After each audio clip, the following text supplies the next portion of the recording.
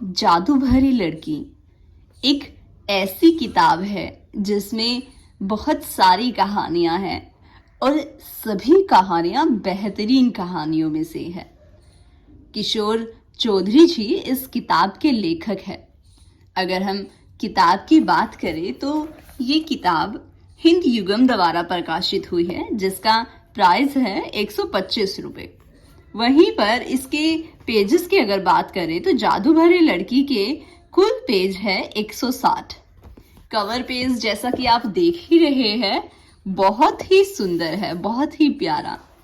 वहीं पर किताब के पीछे की तरफ लेखक के बारे में उनकी सारी जानकारी साझा की गई है और उनके विचार भी।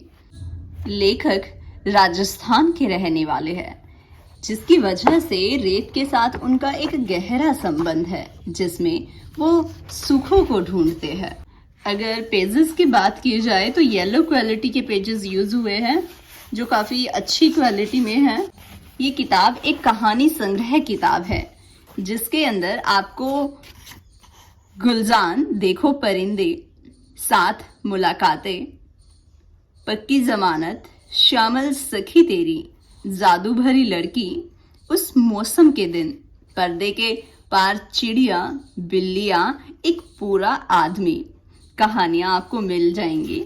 अगर मैं बात करूं कि इन कहानियों के अंदर किस तरह की चर्चा की गई है या कहानी की क्या विधा है, वो प्रेम पर लिखी गई है या कोई संस्मरण है या दो लोगों के बीच की बात है या कोई आत्मकथा है, तो अगर मैं पहली कहानी की बात करूं, गुलजान, देखो परिंदे, ये कहानी भरी है यादों से, एहसासों से, जिसमें ओपरी हवा की रंगत भी है और प्रेम से लबरेज दास्ता भी। गुलजान की यादों में बसा लड़का, खंडहर जहां प्रेत आत्माओं का वास होता है, उस खंडहर का मीनार हो जाता है और वहीं पर लड़की हवा हो जाती है। बहुत ही प्यारी कहानी है, ज़रूर पढ़िएगा। वहीं पर अगर हम अगली कहानी की बात करें, साथ मुलाकातें, बहुत ही प्यारा लगा मुझे ये टाइटल, साथ मुलाकातें। बहुत ही आकर्षक सा है और कहानी भी उतनी ही इंटरेस्टिंग है। इस कहानी को पढ़कर आप उन साथ मुलाकातों का हिस्सा बन जाएंगे, जिसमें जन्म लेता हुआ प्रेम होगा, जो दो लोगों को आपस में जोड़े रखता है और खास होने का अनुभव कराता है। ये कहानी है सजला के बारे में।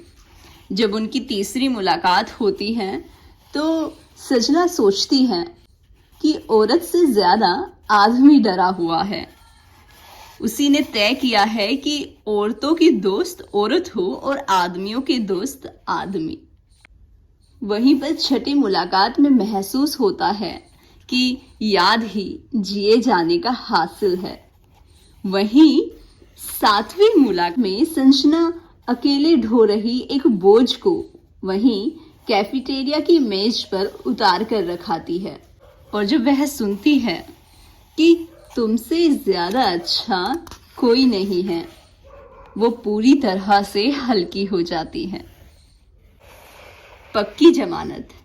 पक्की जमानत कहानी में एक बिहारी औरत की विवशता, मजबूरी और अनचाहे संबंध है, समझदारी और बहादुरी है और एक खूबसूरत सी शिक्षा भी कि स्त्री को कमजोर या बलवान कहने से अधिक जरूरी है कि हमें परिस्थितियों और मनोस्थिति को समझना चाहिए। श्यामल सखी तेरी। श्यामल सखी दो सहेलियों के बारे में है, जिन्हें एक दूसरे से प्रेम हो जाता है, जिसमें से एक पुरुष से बेहद नफरत करती है और परिस्थिति के हिसाब से बदल जाती है, अपने दुख को खुद में समेटे रखती है। वहीं दूसरी समाज के हिसाब से खुद को ढाल लेती है। अगली कहानी है जादू भरी लड़की। जैसा कि आपने देखा, किताब का नाम भी जादू भरी लड़की है, तो ये इसी कहानी की वजह से जादू भरी लड़की किताब का नाम रखा गया है। इसमें एक ऐसी लड़की का जिक्र है जो जादू जानती है, लोगों के मन की सभी बातें जान लेती है, लेकिन उसकी बातों पर कोई विश्वास ही नहीं करता।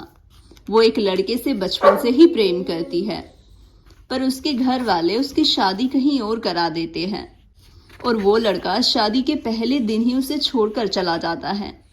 फिर वो अपना जीवन उस नए परिवार को ही समर्पित कर देती है। अंत में उसके ससुर उसके नाम अपना सब कुछ कर उसे अपने लिए जीने को कहते हैं और अंत में उसकी मुलाकात उसी बचपन वाले लड़के से होती है। उस मौसम के दिन ये एक प्रेम कहानी है जो परिणति और त्यागी की प्रेम कहानी है, जो नौकरी करते हुए मिलते हैं, एक दूसरे की समस्याओं और भावनाओं को महसूस करते हुए एक दूसरे के प्रेम में पड़ जाते हैं। लेकिन त्यागी उससे बहुत ज़्यादा इंतज़ार करवा देता है, लेकिन ये इंतज़ार हर किसी के पास इतना वक्त नहीं होता कि किसी का इंतज़ार करे। उस पर लेखक ने लिखा है, वो हम जिससे मिले थे वो उससे मिलना न था, हमारा उससे बोलना चुप्पी थी और चुप्पी हमारा बोलना, इसलिए कभी कभी चुप्पी को बोलना भी चाहिए। हर किसी के पास ऐसी 3 छुट्टियां और बरसता हुआ मौसम हो ज़रूरी नहीं है। किसी के पास इतना वक्त नहीं है कि वह इंतज़ार में बना रहे। पर्दे के पार चिड़िया। पर्दे के पार चिड़िया एक औरत की आप बीती है। पर्सनल स्पेस का नाम लेकर आई छूट 2 कपल्स के बीच आई दूरी की जगह ले लेती है, लेकिन आखिरकार एक दिन खुशहाली लाने वाली चिड़िया की आवाज़ एल्ची के कानों तक पहुंच ही जाती है। अगली कहानी है बिल्लियाँ। बिल्लियाँ ये कोई बिल्ली की कहानी तो नहीं है, कहानी है उस इलाके की जहाँ मूलभूत सेवाएं नहीं पहुंच पाती है। कहानी है विशाखा और रवि की, जो उन हालातों के समाधान को खोजते हुए एक दूसरे में अपने प्रेम को भी खोज लेते हैं। लेकिन इस कहानी का अंत बिल्ली के बच्चों की मौत से होता है, जिसका जिम्मेदार एक बिलाऊ होता है, जिसे सिर्फ बिल्ली चाहिए होती है। इसके लिए वह बच्चों का भी दुश्मन हो जाता है। कमीना, भूखा कहीं का। एक पूरा आदमी।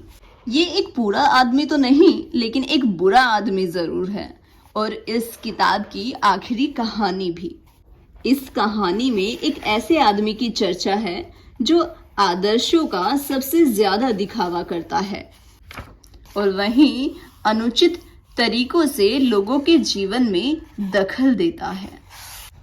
तो कहानियाँ शॉर्ट्स में मैंने आपको बता दी है, बहुत इंटरेस्टिंग है, आप भी पढ़िए और ऑर्डर कर रहिए अभी, और मुझे ज़रूर से टैग कीजिएगा पढ़ने के बाद आपकी कौन सी कहानी सबसे पसंदीदा रही। तो अमृता प्रीतम जी की इस कविता के साथ इस वीडियो को यहीं पर ख़त्म करते हैं। इस धुंध भरी रात में साया खिड़की से उतरेगा, रिश्ते हुए जख्म लिए वह मुस्कुराएगा।